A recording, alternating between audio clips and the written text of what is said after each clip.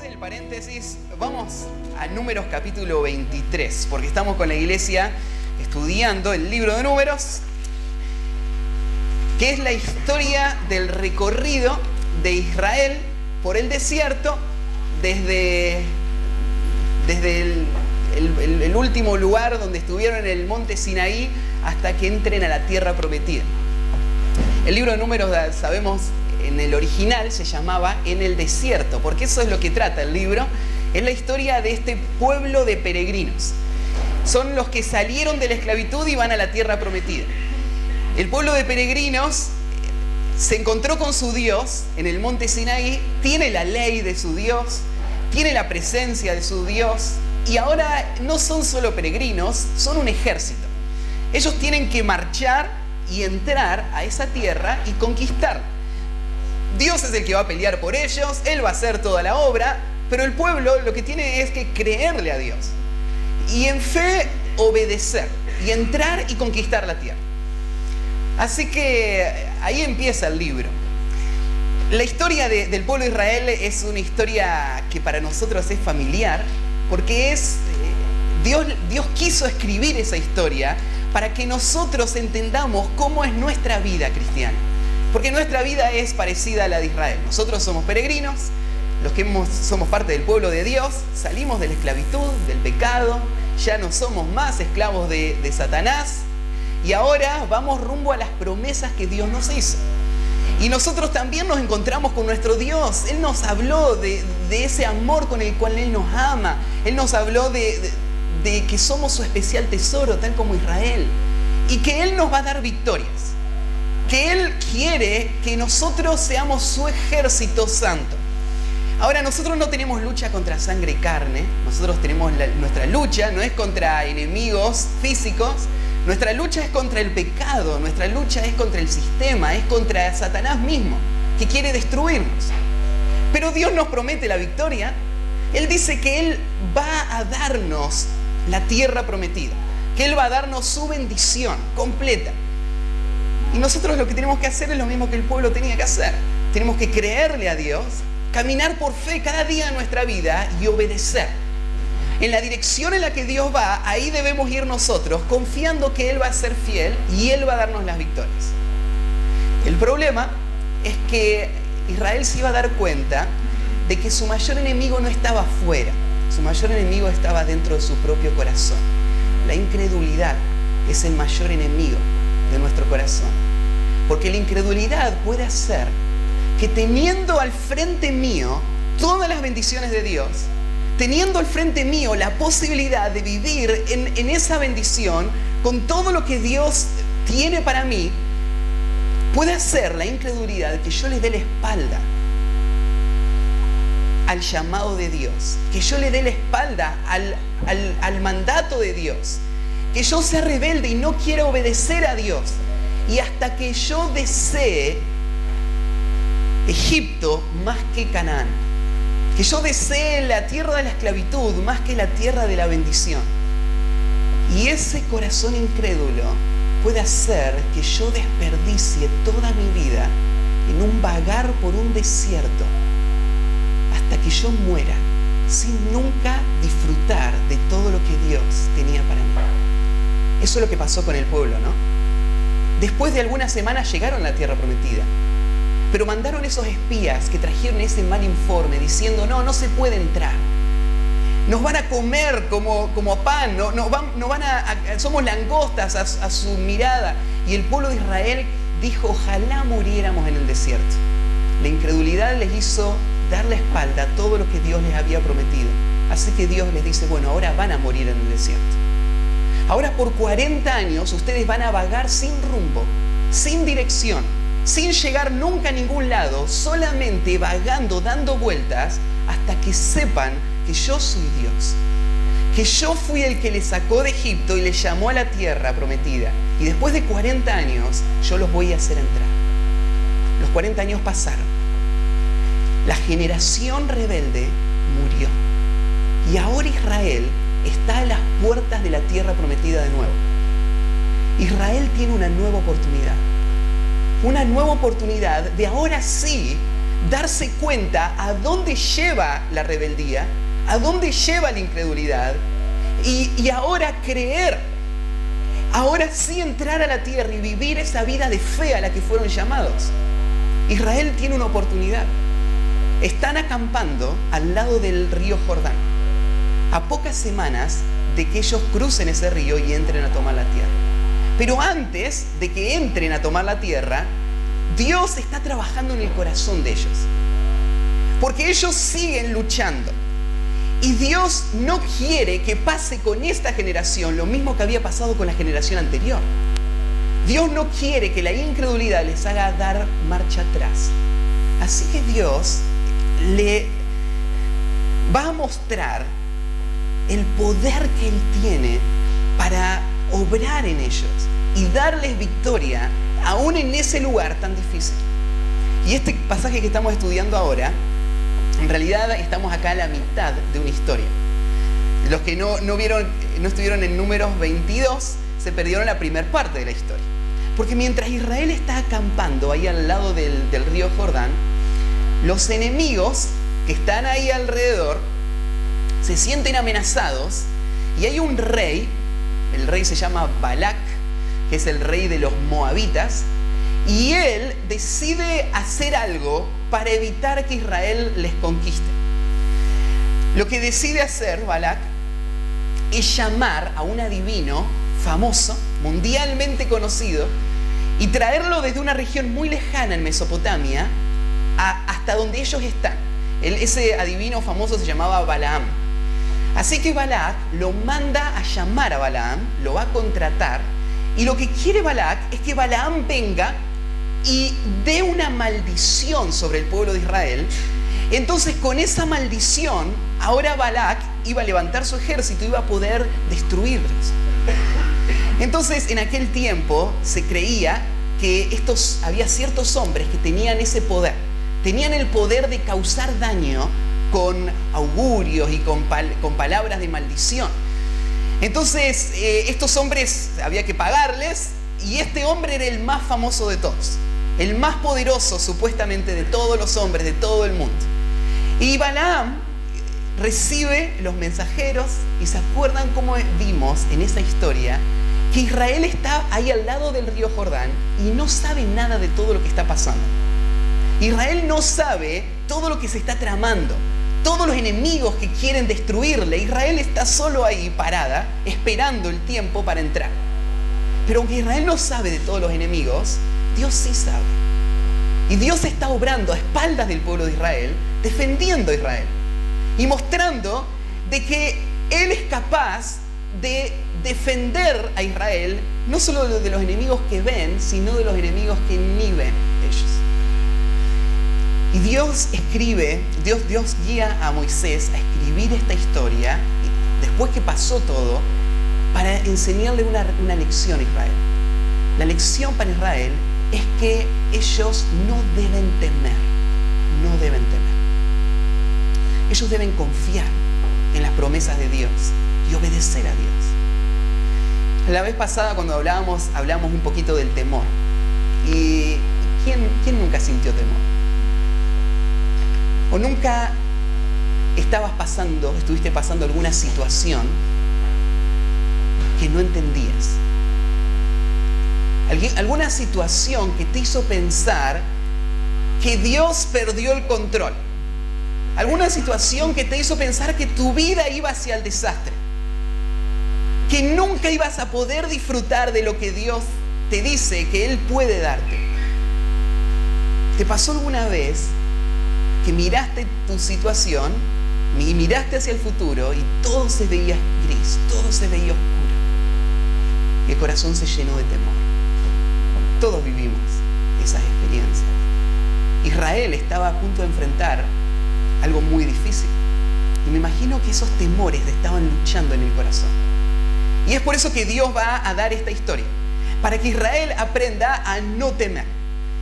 Y el capítulo 23 es la continuación de la historia. Vamos a leerla y vamos a ver cómo, ¿se acuerdan que este hombre Balaam es traído desde allá de Mesopotamia, gracias a Dios? Y Y ahora al final, después de una negociación, Balaam no quería venir, pero al final él decide venir, llega hasta Moab. Y ahí es donde sigue la historia. Así que vamos a leer, número 23, versículo 1.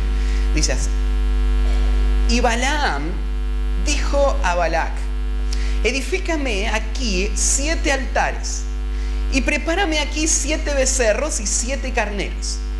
Balac hizo como le dijo Balaam, y ofrecieron Balac y Balaam un becerro y un carnero en cada altar. Y Balaam dijo a Balac: ponte junto a tu holocausto y yo iré. Quizás Jehová me vendrá al encuentro, y cualquiera cosa que me mostrare te avisaré. Y se fue a un monte descubierto. Y vino Dios al encuentro de Balaam, y éste le dijo: 7 altares he ordenado, y en cada altar he ofrecido un becerro y un carnero. Y Jehová puso palabra en la boca de Balaam, y le dijo: vuelve a Balac, y dile así. Y volvió a él, y aquí estaba él junto a su holocausto, él y todos los príncipes de Moab. Y él tomó su parábola y dijo: de Aram me trajo Balac, rey de Moab, de los montes del oriente. Ven, maldíceme a Jacob, y ven y execra a Israel. ¿Por qué maldeciré yo al que Dios no maldijo? ¿Y por qué he de execrar al que Jehová no ha execrado? Porque de la cumbre de las peñas lo veré, y desde los collados los miraré. He aquí un pueblo que habita confiado, y no será contado entre las naciones. ¿Quién contará el polvo de Jacob, o el número de la 4ª parte de Israel? Muera yo la muerte de los rectos, y mi postrimería sea como la suya. Entonces Balac dijo a Balaam: ¿qué me has hecho? Te he traído para que maldigas a mis enemigos, y aquí has proferido bendición. Él respondió y dijo: ¿no cuidaré de decir lo que Jehová ponga en mi boca?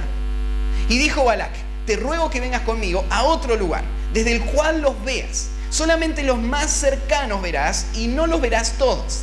Desde allí me los maldecirás. Y los llevó al campo de Sofim, a la cumbre de Pisga, y edificó 7 altares, y ofreció un becerro y un carnero en cada altar. Entonces él dijo a Balac: ponte aquí junto a tu holocausto, y yo iré a encontrar a Dios allí.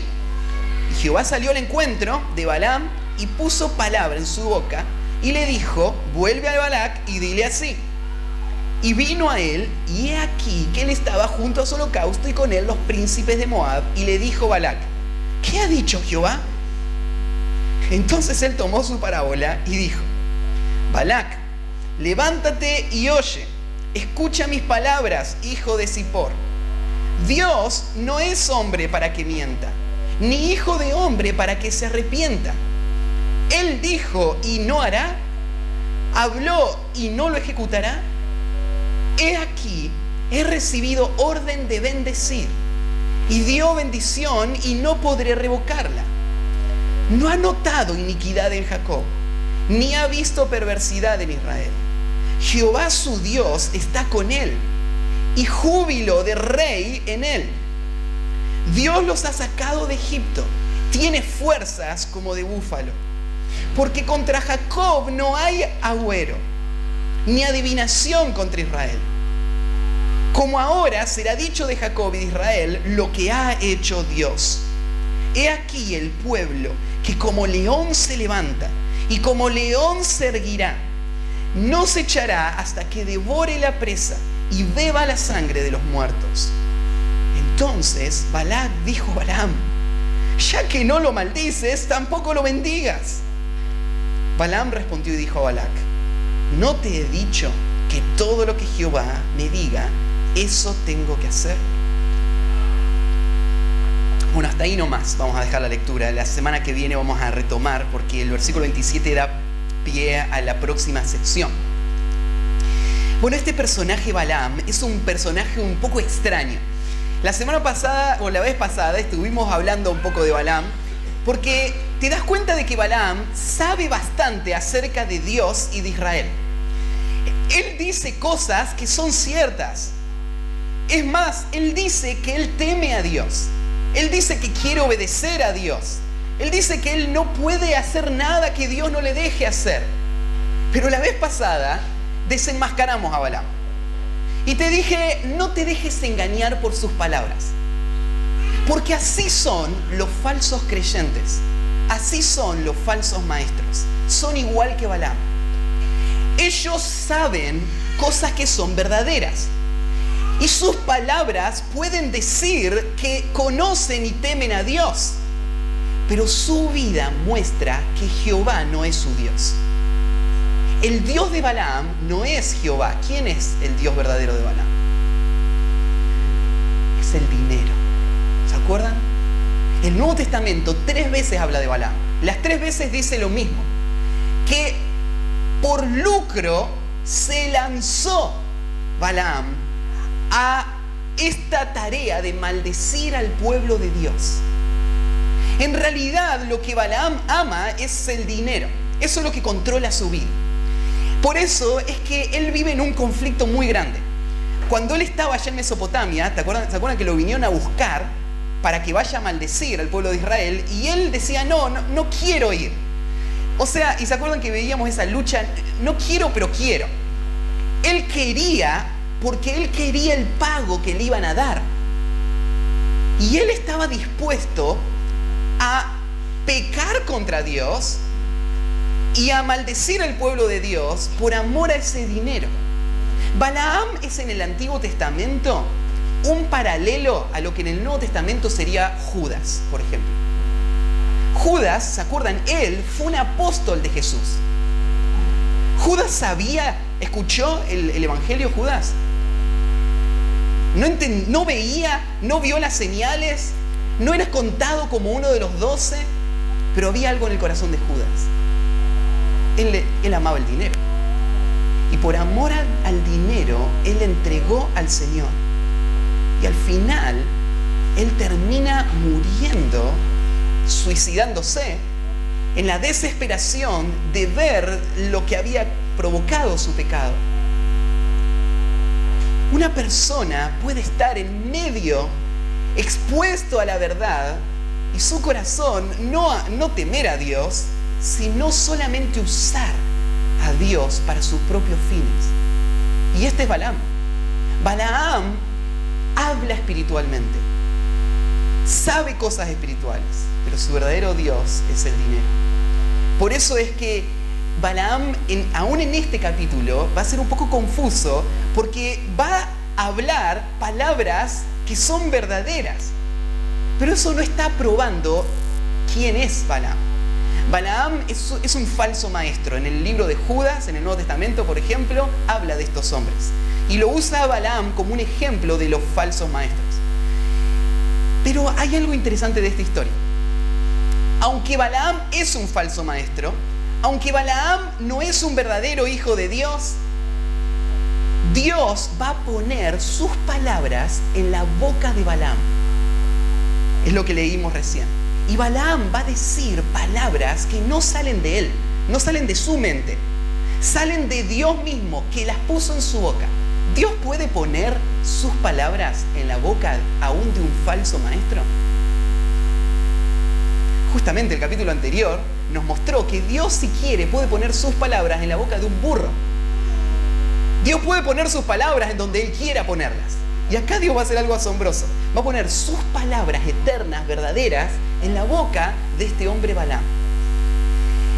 Y a Balaam va a ser usado por Dios para decir cosas en cuanto a Israel que son preciosas.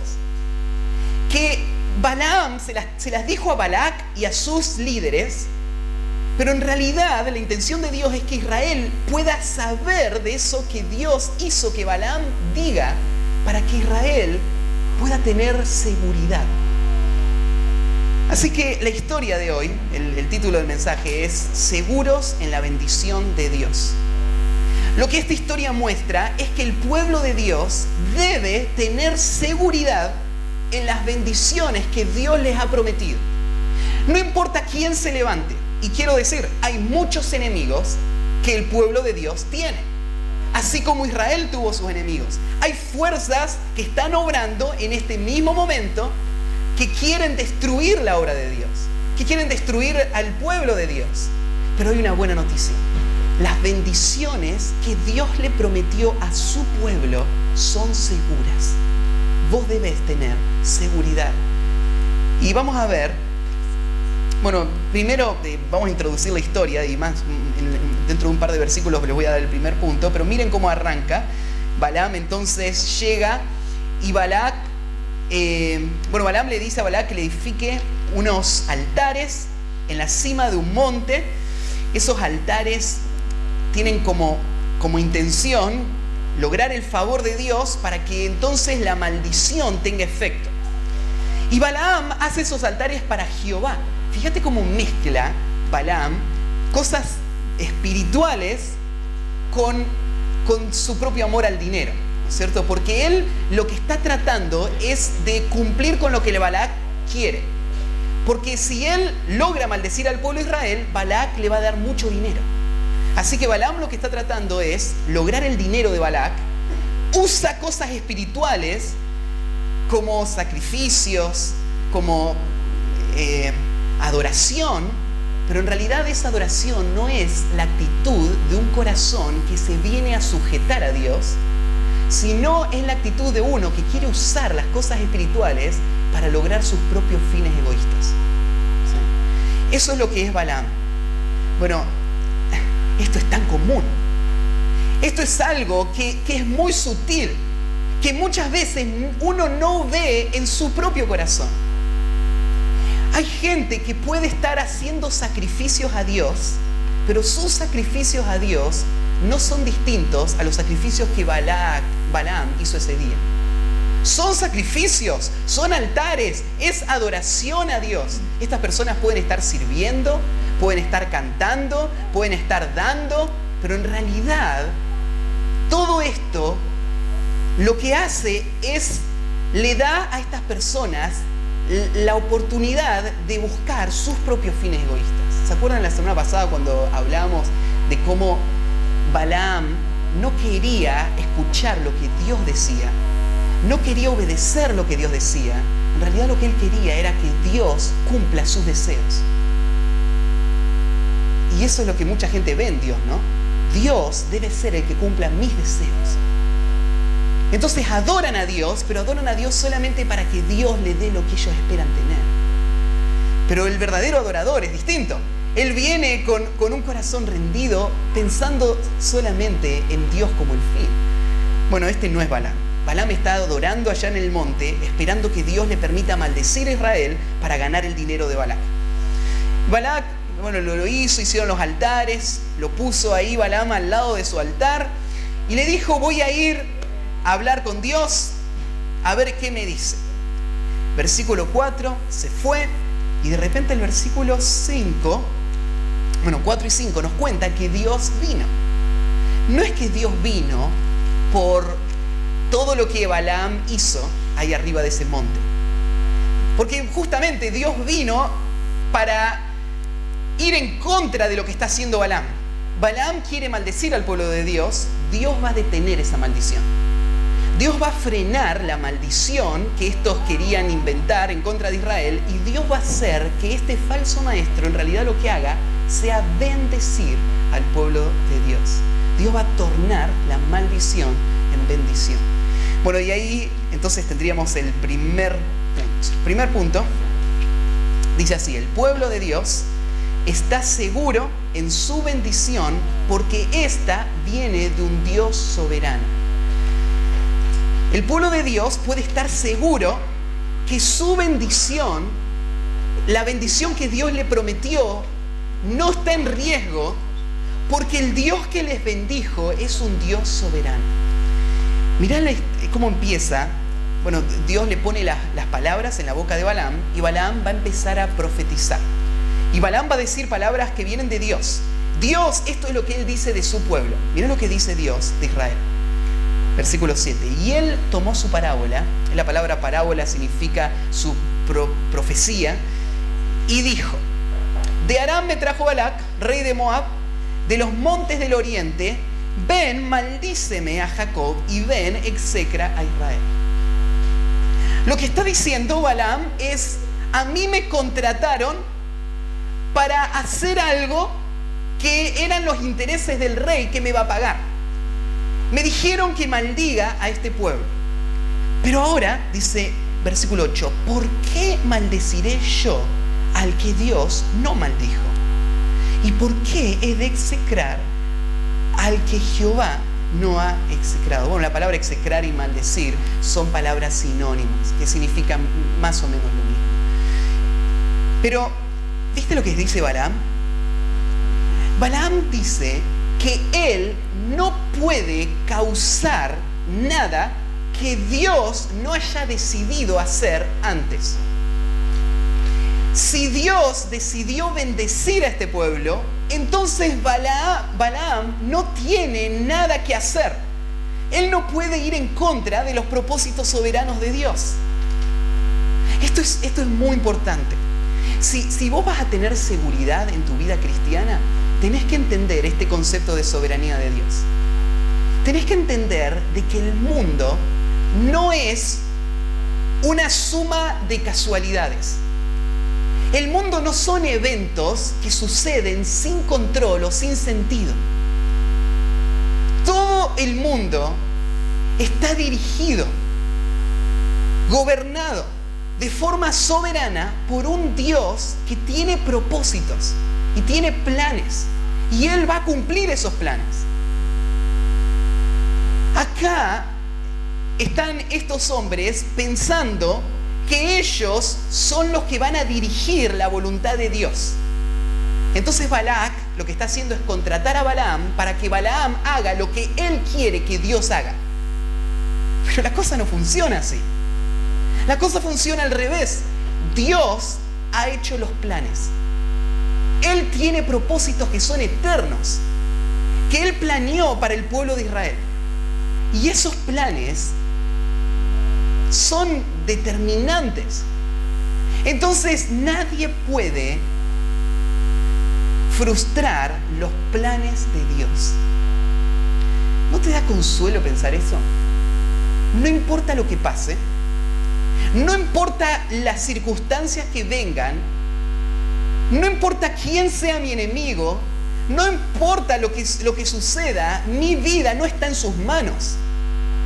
Mi alma está en las manos del Dios que planeó y gobierna toda su creación. Entonces lo que Dios determina, nadie lo puede contradecir, nadie lo puede frenar, nadie lo puede cambiar. Y Dios se había determinado bendecir a esta nación. Esto había sucedido mucho tiempo antes que exista una nación. ¿Se acuerdan que Dios ya se lo había prometido a Abraham?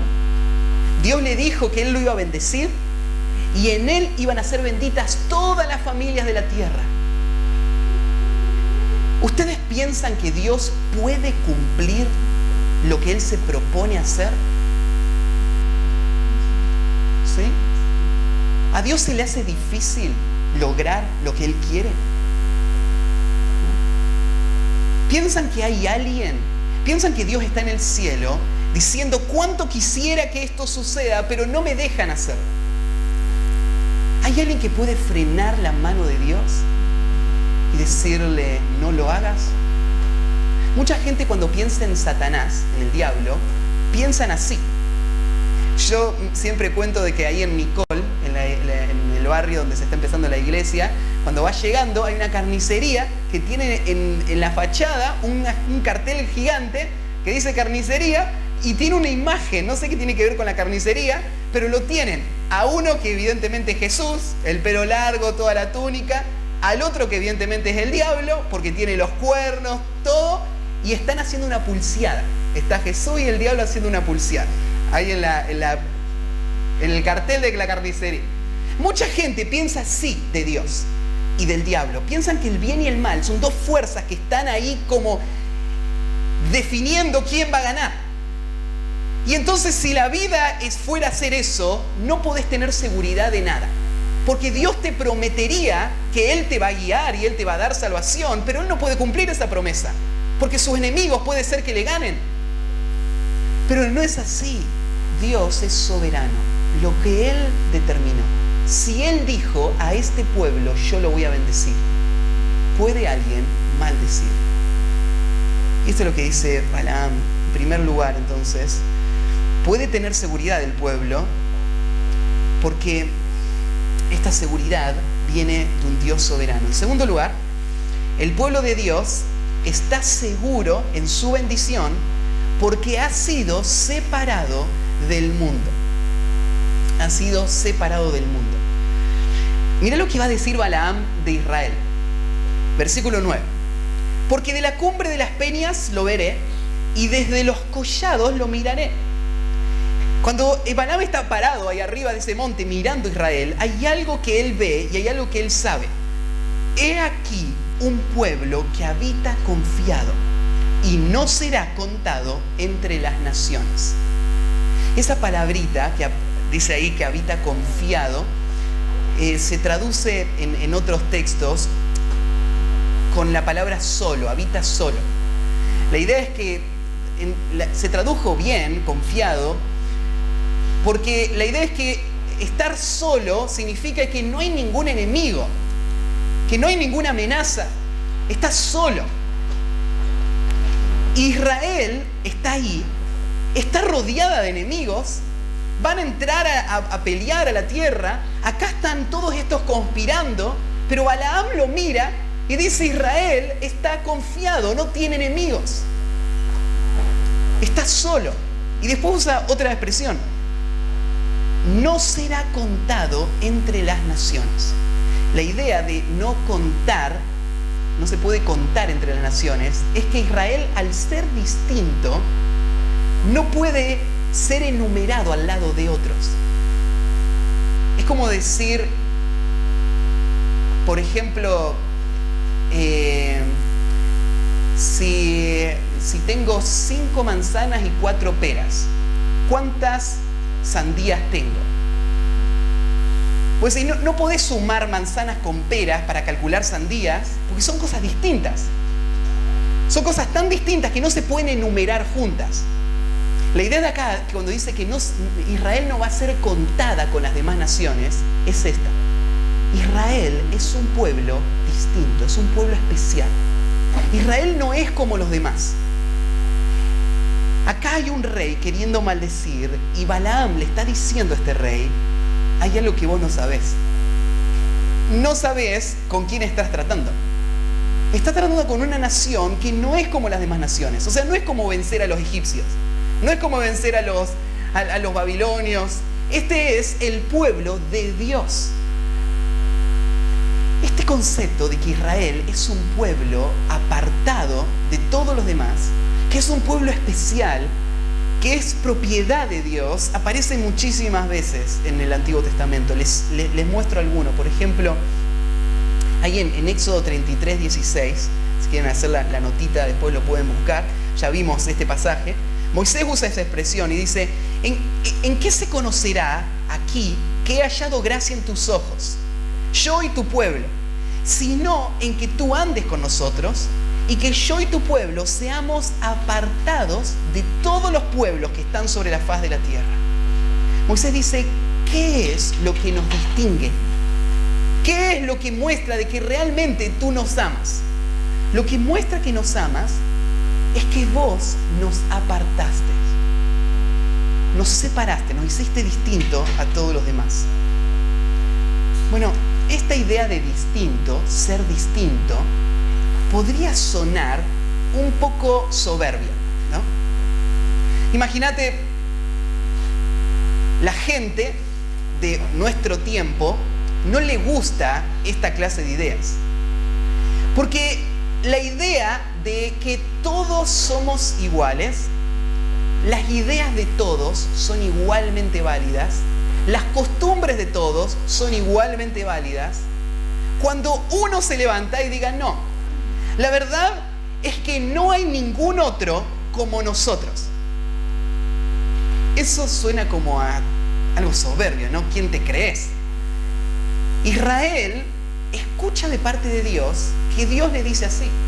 Le dice: mira, de todos los pueblos de la tierra, Ustedes son una nación especial, como ninguna otra. Yo los he apartado de todos para que sean mi especial tesoro. Pero Israel no solo escucha eso. Hay un pasaje ahí en Deuteronomio capítulo 7. Si pueden, vamos a abrir ahí en Deuteronomio capítulo 7, versículo 6. Porque para mí es importante que entiendan qué hace especial a Israel. ¿Qué hace especial a esta nación?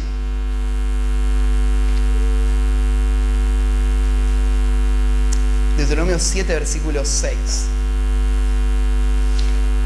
Dice así: porque tú eres pueblo santo para Jehová tu Dios.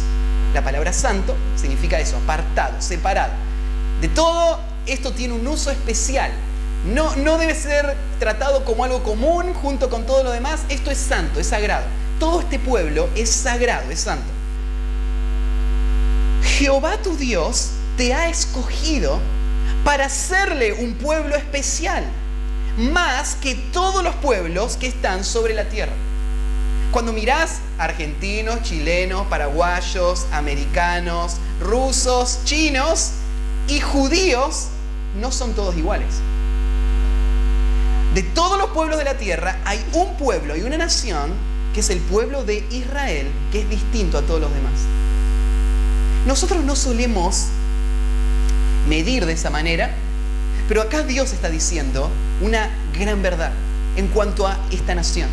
Esta nación es especial, es distinta a todas las demás. Pero dice el versículo 7, ¿por qué? ¿Por qué Dios eligió a Israel? No por ser vosotros más que todos los pueblos os ha querido Jehová y os ha escogido, pues vosotros erais el más insignificante de todos los pueblos. Dios no eligió a Israel por nada que Israel sea, nada que Israel tenga. Porque ellos, fíjate qué gran complemento que le da a Dios, ¿no? Ustedes eran los más insignificantes. Nada tenían que les distinga. Versículo 8. Sino por cuanto Jehová os amó y quiso guardar el juramento que juró a vuestros padres, os ha sacado Jehová con mano poderosa y os ha rescatado de servidumbre de la mano de Faraón, rey de Egipto. Israel está ahí parada, está leyendo esta historia y está escuchando lo que Balaam dijo, movido por Dios. Balaam dijo que ellos eran un pueblo que no es contado con todos los demás. Ellos son un pueblo especial. ¿Por qué debemos sentirnos seguros que Dios sí nos va a bendecir? Que Dios no va a escuchar las palabras de Balaam, sino que Dios va a darnos lo que Él nos prometió. Y es porque Dios nos ha escogido. De todos los pueblos de la tierra, Dios eligió a este pueblo para mostrar su favor. No lo eligió por nada de que ellos fueran. Lo eligió solamente porque quiso mostrar su amor para con ellos. Bueno, quiero decirte esto también. Cuando vos estás luchando y pensando en toda esa nube oscura que se ve, todos esos temores que vienen a tu corazón, vos podés tener confianza. Podés tener confianza porque Dios es un Dios soberano y las cosas que suceden no son accidente. Hay un Dios dirigiendo sus propósitos y lo que Él decide se va a hacer. No importa lo que pase. Pero en segundo lugar, vos podés estar seguro porque Dios quiso elegirte para que vos seas su especial tesoro. Esta verdad está en el Nuevo Testamento repetida muchas veces, que nos habla de que todos los que hemos llegado a Cristo no llegamos a Él porque hay algo que nos diferencie de los que no están ahí. No somos más buenos que los que están hoy ahí afuera sin Dios. Nosotros somos igual de pecadores. ¿Qué hizo la diferencia? La única diferencia la hizo el amor de Dios que se volcó en nuestras vidas. Eso debe hacerte sentir seguro, porque ese Dios que volcó ese amor no va a volver atrás en ese amor. No lo hizo por lo que vos sos, lo hizo por lo que Él quiso hacer. Ustedes son un pueblo diferente. Bueno, como somos un pueblo diferente, debemos vivir una vida diferente a todos los demás. En el Nuevo Testamento se usa este mismo concepto. No solamente Israel como nación es una nación distinta a todos. Bueno, quiero aclarar algo más. Israel, el pueblo judío, no solamente era distinto a todos en el tiempo de Moisés. Esto es algo perpetuo. Hoy, vos decís, pero hoy los judíos, ellos no están con nosotros acá en la iglesia. No creen en el Mesías, no han recibido a Cristo como su Salvador. ¿Y dónde van ellos? Bueno, van a ir al infierno si mueren, los que no creen en Cristo. Pero el pueblo de Israel todavía sigue siendo un pueblo especial. Y la profecía habla de cómo en un futuro Dios va a hacer una obra de salvación en medio del pueblo de Israel. En esos judíos que vos cruzás cuando vas a 11, la gente que te encontrás, ellos son de este pueblo. La Biblia dice que un día va a haber un gran avivamiento entre los judíos. Y toda la nación de Israel va a ser salva. Todavía eso no sucedió.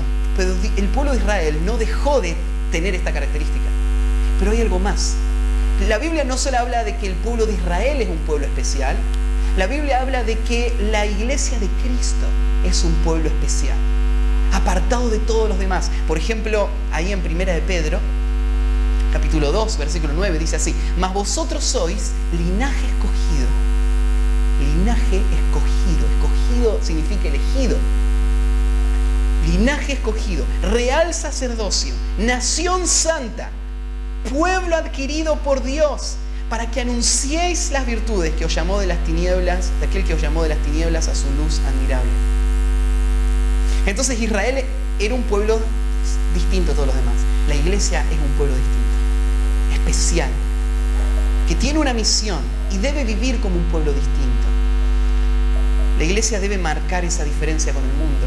Ahí en 2 de Corintios capítulo 6 habla de esa distinción y mira lo que dice: por lo cual salid de en medio de ellos y apartaos, dice el Señor, y no toquéis lo inmundo, y yo os recibiré y seré para vosotros por padre, y vosotros me seréis hijos e hijas, dice el Señor Todopoderoso. Así vive un pueblo santo, así vive un pueblo distinguido, vive una vida apartada, separada del mundo. Así que, en segundo lugar, Israel podía tener seguridad porque había sido separado del mundo. Tercero,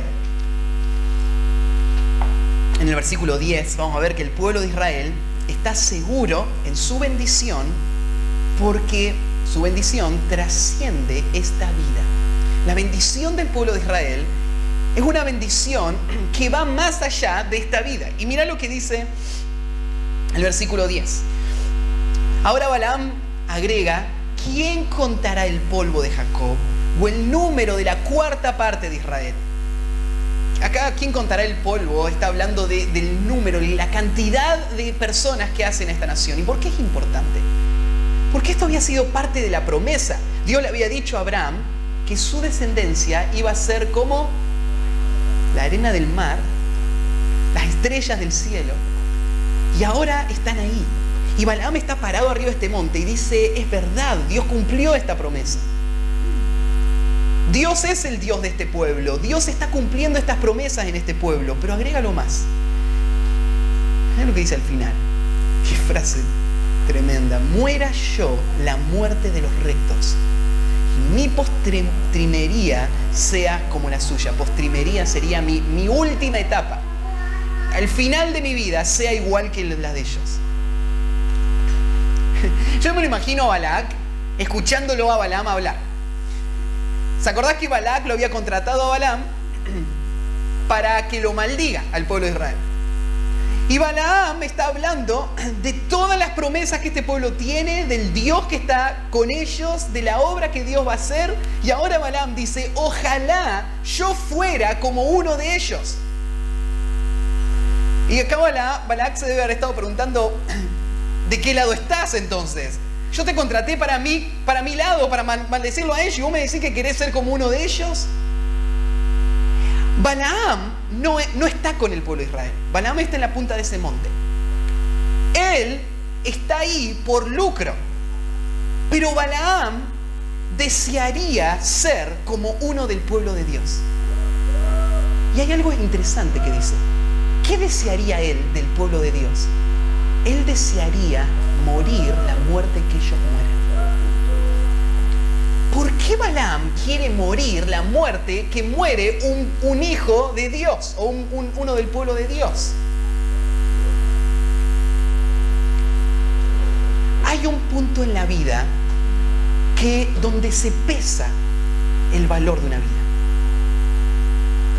Y es el momento de la muerte. El momento de la muerte revela el verdadero valor que tuvo esa vida. Y es la transición entre la vida terrenal y la vida que viene después. Este justo que está muriendo, él vivió toda su vida bajo el amparo de su Dios. Él vivió como un extranjero y peregrino.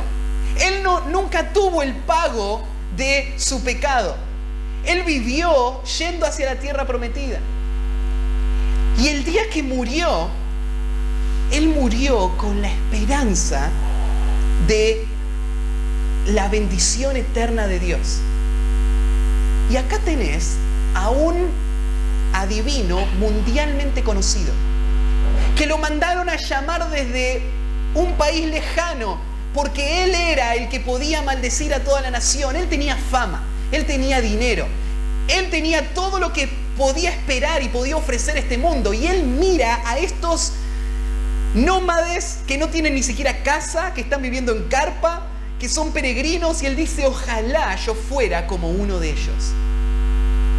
Y él dice: ojalá yo pudiera morir la muerte que ellos mueren. Él entiende la bendición que este pueblo ha recibido, que tiene que ver con las promesas que Dios les hizo a este pueblo y la seguridad con la que ellos mueren. El Nuevo Testamento, bueno, toda la Biblia tiene mucho para decir en cuanto a la muerte de los justos. Te voy a leer un par de versículos. Por ejemplo, Ezequiel, capítulo 37, versículo 37, dice así: considera al íntegro y mira al justo, porque hay un final dichoso para el hombre de paz. Obsérvalo, dice. Y vas a ver en el final de la vida de este hombre el fruto de esa justicia, que va a ser la dicha verdadera. Este mundo va atrás de una nube de humo que le promete dicha. Pero acá hay una persona que entiende lo que Dios da a su pueblo y está diciendo: ojalá yo tuviese eso. Yo estaría dispuesto a dar toda mi fama, a dar todo mi dinero, a dar todo lo que tengo para tener lo que un justo tiene el día de su muerte. Dice en Isaías 57, mira lo que dice Isaías 57:1. Perece el justo y no hay quien piense en ello. Y los piadosos mueren y no hay quien entienda que de delante de la aflicción es quitado el justo. Entrará en la paz y descansarán en sus lechos todos los que andan delante de Dios. Él dice así: mira, muere una persona impía y muere un justo, y nadie entiende realmente la diferencia entre esas dos muertes. Pero hay una diferencia abismal, porque hay uno, es el justo, que cuando muere lo que está sucediendo es que está abandonando las penas, el dolor de esta vida marcada por el pecado, y él está entrando en el gozo y la paz eterna. Y yo sé que nos gusta en los funerales hablar de que pasó a mejor vida, pero esta no es la realidad de todos los que mueren. Esta es la realidad solamente de los justos. La mayoría de los que mueren entran en un tormento eterno. No hay ninguna paz. No importa que el cementerio se llame el Jardín de la Paz. Su alma va a estar en tormento por toda la eternidad. La verdadera paz viene solamente para los justos. Es por eso que este hombre está mirando al justo, a este pueblo, al pueblo de Dios, y dice: ojalá yo muriera a su muerte. Él está teniendo una perspectiva que el mundo no suele tener, y es la perspectiva de la eternidad. Él sabe que hay algo después de esta muerte, a donde el justo está yendo. En Apocalipsis 14, versículo 13, dice así: oí una voz que desde el cielo me decía, escribe, bienaventurados de aquí en adelante los que mueren en el Señor. Vos decís, para un poquito, ¿cómo es esto? ¿Feliz, súper feliz los que mueren? Bueno, los que mueren en el Señor, sí. La semana pasada, no, la anterior, cuando estuvo Mike, estuvo hablando del cielo. ¿Se acuerdan que él decía que el cielo no debería, o la muerte no debería ser algo que espante al creyente? Debería ser algo que el creyente espere, porque es solo la transición a esa eternidad que él espera. Y esto es lo que este versículo está diciendo. Ellos son gozosos los que mueren en el Señor. ¿Por qué? Sí, dice el Espíritu, descansarán de sus trabajos porque sus obras con ellos siguen. Dos cosas. Dios va a traer alivio de todo lo que esta vida de quebranto y de prueba trajo a la vida de esta persona. Dios va a traer alivio, pero algo más. Sus obras con ellos siguen. Todo lo que esta persona vivió, todo su servicio de amor hecho a Dios y al pueblo de Dios, ahora lo acompañan a la eternidad.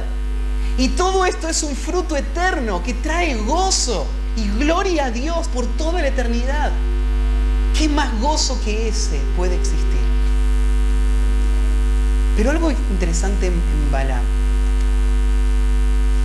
Él lo anhela, pero no hace nada para estar donde están los justos. ¿No te parece interesante? Él dice, ojalá yo muriera a la muerte de los justos. Pero él no bajó de ese monte, entró al campamento de Israel y les dijo, ¿cómo puedo hacer para que Jehová sea realmente mi Dios? Yo quiero morir la muerte de ustedes.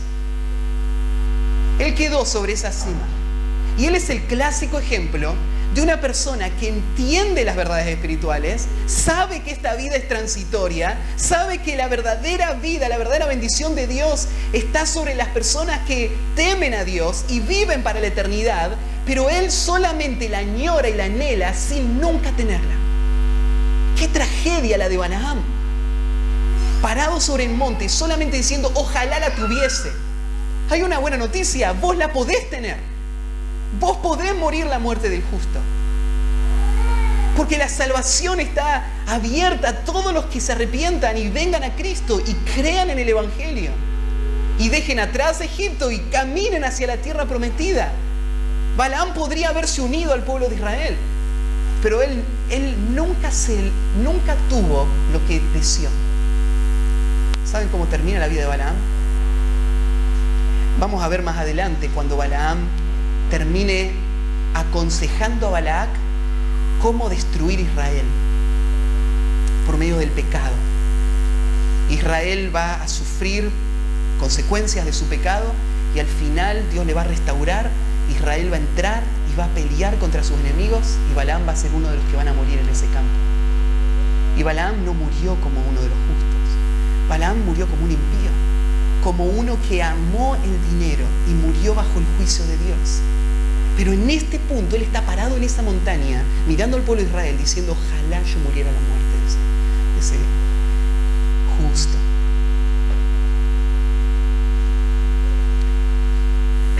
La vida se ve distinta desde la perspectiva de Dios. Bueno, entonces Israel tiene que tener seguridad. Hasta sus enemigos desean lo que ellos tienen. Dios le ha dado seguridad. Ellos son los que reciben esa muerte, porque la vida trasciende esta vida. Versículo 11. Entonces Balac dijo a Balaam, ¿qué me has hecho? Te he traído para que maldigas a mis enemigos. Y Balaam se enoja con Balac. No puede hacer mucho. Él es el gran adivino, entonces tal vez un poco de miedo le tiene Balac a Balaam. Y Balaam le responde, ¿no cuidaré de decir lo que Jehová ponga en mi boca? Es verdad, estamos de nuevo en ese tema, ¿no? Acá Balaam está diciendo, no, yo estoy diciendo lo que Dios me dio para decir. En realidad Balaam no es un siervo fiel de Dios, pero Balaam no puede hacer otra cosa. Aún este falso profeta está dirigido por Dios. ¿Pensaste eso alguna vez? ¿Vos ves lo que está pasando en el mundo? ¿Cuántos falsos maestros hay? Vos ves el diablo creando un sistema de oposición a Dios y decís, oh, cuánto se le está yendo de las manos a Dios, ¿no? Pero ¿querés saber algo? Aún los enemigos de Dios están peleando para Dios. Dios está cumpliendo sus propósitos aún por medio de los que se oponen a Él. Satanás desea destruir los propósitos de Dios. Dios usa la rebeldía de Satanás para cumplir sus propósitos soberanos. Este es el Dios que tenemos. Él está usando a Balaam y Balaam no puede hacer otra cosa. Y él lo reconoce. No puedo hacer otra cosa más que la que Dios hace que yo haga. Bueno, tenemos una nueva serie. Bueno, ahora lo agarra y dice, no, te voy a llevar a otro monte. Tal vez te asustó ver todo el pueblo junto. Entonces te voy a llevar a un monte donde solamente veas una parte del pueblo. Y ahora sí vos vas a poder maldecir al pueblo y entonces vamos a ser felices. Vamos a olvidarnos lo que pasó antes. Vamos de nuevo al monte. De nuevo 7 altares, de nuevo 7 sacrificios. Y de nuevo va a pasar lo mismo. Quédate acá, voy a preguntarle a Dios, vuelve y le trae este mensaje. El mensaje de parte de Dios, las palabras que Dios pone en la boca de Balaam son estas, versículo 18. Entonces él tomó su parábola y dijo, Balac, levántate y oye, escucha mis palabras, hijo de Zippor. El énfasis está en que escuche lo que te voy a decir. Parece que no me estás escuchando bien, le está diciendo Balaam. Me mandaste de nuevo a consultarle a Dios, pero me parece que no estás escuchando bien lo que Dios te está diciendo, así que acaba de nuevo. Escúchame lo que te voy a decir. Y acá van a venir 2 razones más de por qué el pueblo de Dios tiene que estar seguro y confiado. La primera razón, el pueblo de Dios está seguro en su bendición porque Dios no cambia. Dios no cambia. Y mira cómo lo dice en el versículo 19. Dios no es hombre para que mienta, ni hijo de hombre para que se arrepienta. Él dijo y no hará, habló y no ejecutará. Fíjate cómo lo expresa. Dios no es hombre para que mienta. Yo creo que lo que está sintiendo Balac es justamente lo que estaba tratando de describir recién. Es Balaam y Dios diciéndole, no te lo tengo que decir de nuevo. Lo que Dios dijo, eso es. No hace falta volver a repetirlo. Porque Dios no va a cambiar sus planes, no va a cambiar sus propósitos. Y acá lo dice de nuevo de forma clara. Dios no es hombre para que mienta. Dios no miente. No es que Dios no quiere mentir. Dios no puede mentir. Vos me decís, no es verdad lo que estás diciendo, porque la Biblia dice que Dios es todopoderoso. No hay nada que Dios no pueda hacer, ¿no? O hay algo que Dios no puede hacer. Los niños cantan, no hay nada que no pueda hacer. Pero hay algo que Dios no puede hacer. La Biblia lo dice. Dice ahí en Hebreos capítulo 6, versículo 18. Dice así, para que por 2 cosas inmutables, en las cuales es imposible que Dios mienta, tengamos un fortísimo consuelo. Ahí usa una palabra el autor de los Hebreos. Dice que es imposible que Dios mienta. La palabra imposible es la palabra dunaton o dunamis. Se escuchan la palabra ahí, se usa muchas veces en el Nuevo Testamento para hablar de poder. La palabra la usó, creo que Mike la explicó la vez pasada, ¿no? Poder, dinamita. Bueno, dunamis. Y la palabra imposible es la palabra dunaton con la palabra A, con la letra A, el alfa negativo al principio. A, dunaton. Significa no poder. No poder. Literalmente significa que Dios no puede mentir. Vos decís, pero ¿cómo puede ser si Dios es todopoderoso? Debe poder hacerlo. Es que todopoderoso significa que Dios puede hacer todo lo que es acorde a su naturaleza. Dios no puede hacer algo que sea contrario a su naturaleza. Él es verdad. Jesús dijo, yo soy el camino, la verdad y la vida. Dios no puede hacer nada que sea contrario a la verdad, porque la verdad es Él. Todo lo que viene de Él es verdad. Entonces Dios no puede mentir. Entonces, para que vos tengas seguridad, Dios lo que hizo fue darte promesas. Las promesas de Dios son la única garantía que vos tenés de la salvación. ¿Sabías eso? Imagínate que vos llegues después de la muerte al cielo y Dios te diga, bueno, hubo un cambio de planes. Yo sé que vos pensabas ir al cielo, pero ahora vas a ir al infierno. Y vos estás ahí diciendo, ¿cómo un cambio de planes? No, esto es injusto. ¿A quién le vas a ir a reclamar? ¿Hay alguien que pueda poner a Dios en su lugar? Entonces vos dependés de Dios. Si Dios quisiera cambiar hoy toda la historia, ¿lo podría hacer?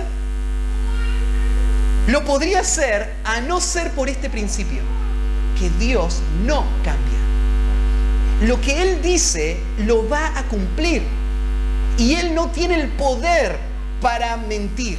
Por eso las promesas que hizo son verdaderas. Vos podés apostar tu alma a la promesa de Dios que no va a fallar. Porque la promesa de Dios es segura.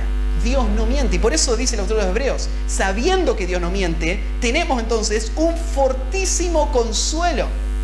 Los que hemos acudido para asirnos de la esperanza puesta delante de nosotros. Los que tenemos esa esperanza, tenemos consuelo porque sabemos que Dios no miente. Dios no miente y Dios tampoco se arrepiente. La palabra arrepentir, en el original, la raíz significa respirar fuerte. Como estar frustrado. Yo quise algo y no lo pude hacer, así que ahora tengo que hacer otra cosa. Dios no lo hace. Dios no lo hace porque Él es soberano. Él hace todo lo que quiere hacer, no le cuesta hacer lo que Él planea hacer. Él sabe todo, no solo sabe el futuro, Él controla el pasado y el presente y el futuro. Así que Dios no se arrepiente. Dios no va a cambiar. Y Él dijo que este pueblo va a heredar. Porque yo Jehová, dice Malaquías capítulo 3, versículo 6, yo Jehová no cambio. Por esto, hijos de Jacob, no habéis sido consumidos. Nuestra única seguridad está en el Dios que no cambia. En Tito capítulo 1, versículo 2. Malaquías 3:6. En Tito capítulo 1, versículo 2 dice, en la esperanza de la vida eterna, la cual Dios que no miente prometió desde antes del principio de los siglos. La promesa es segura. Dios no cambia. Bueno, capaz que podemos dejar para un próximo estudio un tema que sería interesante debatir, porque hay algunos textos en la Biblia que hablan de un Dios que se arrepiente. ¿Se acuerdan cuando tenés el diluvio? Dice en el capítulo 6 que se arrepintió Dios de haber hecho los hombres sobre la tierra. O tenés la historia de Jonás. ¿Te acordás? Dios le había dicho, en 40 días, la ciudad va a ser destruida. Ya estaba determinado. Predica Jonás y ahora no va a ser destruida. ¿Por qué no va a ser destruida? Dice en el capítulo 3 de Jonás, se arrepintió Dios. ¿Pero cómo? Entonces Dios sí se arrepiente. Dios decide hacer algo y Él después no lo hace. Bueno, es que en la palabra que usa es la única forma de hablarle a seres humanos. Cosas que nosotros no entenderíamos de Dios. Dios, Él controla todo el tiempo y todas las cosas, pero Dios sí cambia frente a nuestros ojos la dirección. Dios ya lo había determinado antes, no es que Él improvisó lo que iba a hacer. Él ya no iba a destruir la ciudad de Nínive, todo eso ya estaba en el plan. Solamente que Dios lo que hace es, no destruye la ciudad de Nínive por medio del arrepentimiento. Él dice que la va a destruir, manda al profeta, se arrepienten, no la destruye. Todo eso era el plan desde el principio. Entonces no es que Dios cambió su plan, solamente que Él cumple su plan por medio de un cambio de dirección en el medio del plan en el que está yendo. ¿Sí? Entonces, así funcionan esos pasajes. Pero Dios no se arrepiente. Y eso es lo que dice Balaam. Bueno, tenemos que terminar, así que vamos al último punto.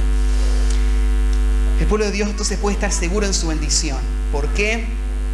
porque la bendición viene de un Dios soberano, porque el pueblo ha sido separado del mundo, porque la bendición trasciende esta vida, porque Dios no cambia. Y el último, porque no hay amenazas reales. No hay amenazas reales. El pueblo de Dios puede estar confiado porque nada de lo que enfrente es una verdadera amenaza para su alma. Y es lo que explica acá en la última sección, versículo 22. Bueno, versículo 21, no ha notado iniquidad en Jacob.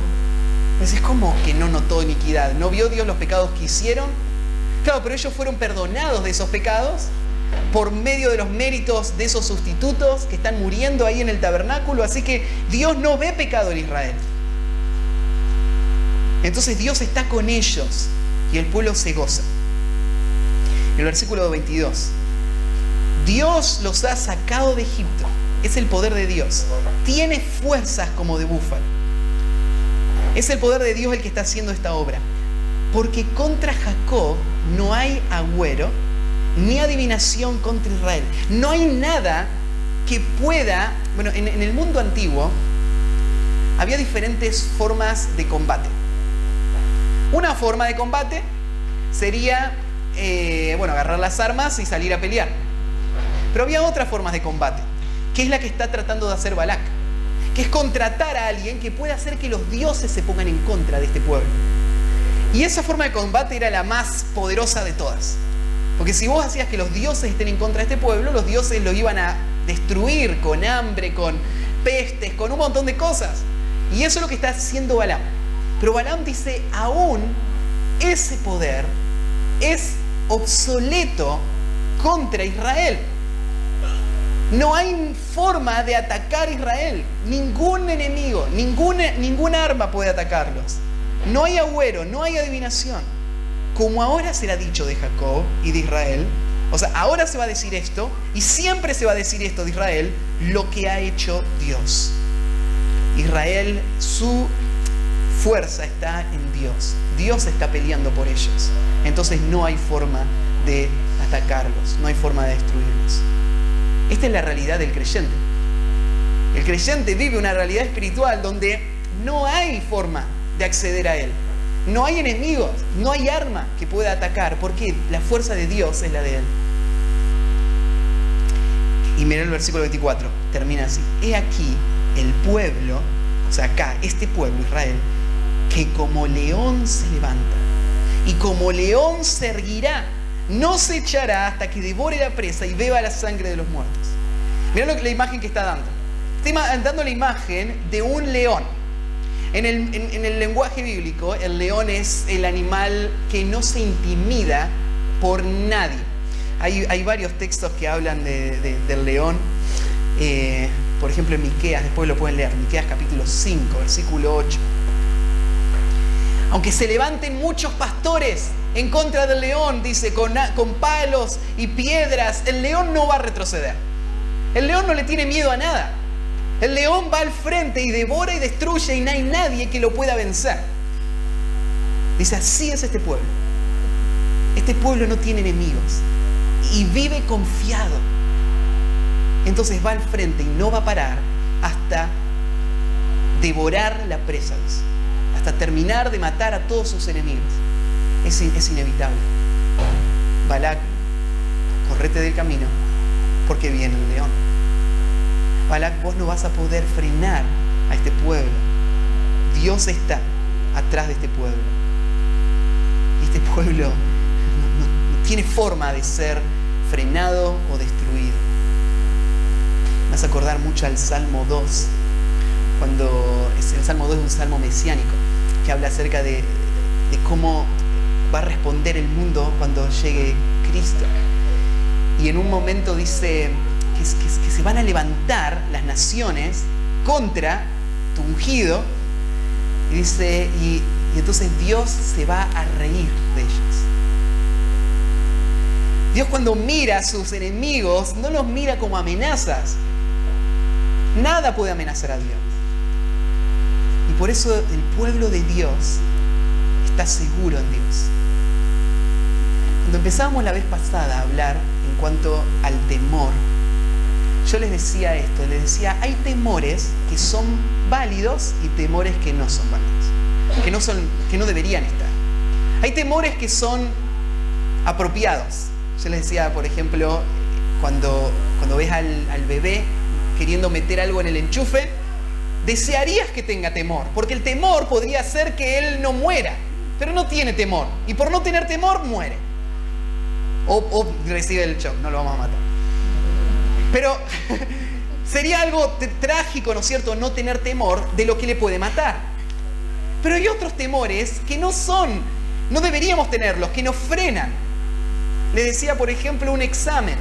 Tengo tanto miedo que me olvido todo. Estoy preparado para el examen, pero el temor me juega en contra. Bueno, el tema acá es que el pueblo de Israel está enfrentando este desafío. El pueblo no debe temer. Pero te hago una pregunta. ¿Los cananeos deben temer? Mucho. Deben temer mucho. Porque estas palabras de seguridad para Israel son también palabras de advertencia para los que no son del pueblo de Israel. Es lo mismo que nos dice el Nuevo Testamento. Jesús le dijo a sus discípulos, no le teman a los hombres. Los hombres solo pueden matar el cuerpo.